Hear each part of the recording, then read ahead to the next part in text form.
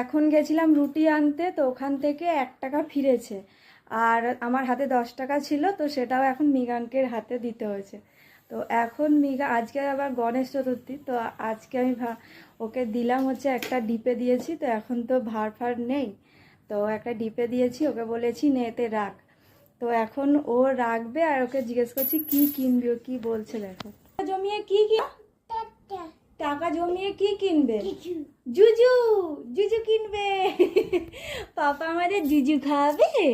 হ্যাঁ, জুজু কিনে খাওয়াবে। ওলে বাবালে, ওলে বাবালে, বাবা আমাদের জুজু কিনে খাওয়াবে।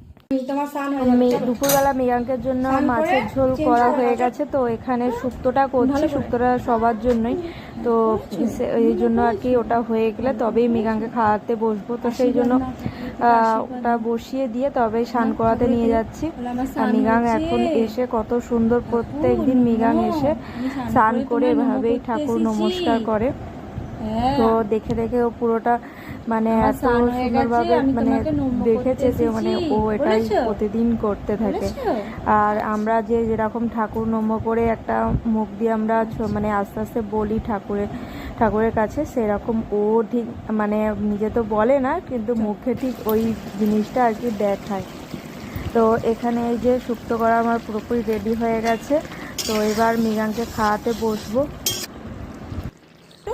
বিকেলবেলা মৃগাঙ্কে নিয়ে বেরোলাম হচ্ছে পার্কের দিকে। তো যেদিন হয় আর কি বিকেলবেলা বেরোনো, তো মৃগাঙ্কে এই পার্কে নিয়ে যাই আমরা, তো ও ভীষণ খুশি হয়। তো আজকেও ওর ঠিক একই রকমভাবে ঝিলের গাছটা এসে দাঁড়িয়েছিল, তো মাছগুলো দেখছিল, আমারও বেশ ভালো লাগছিল এই মাছগুলো দেখতে এখানে। তো একদম সামনে এখানে এসে এরা খেলা করছিল।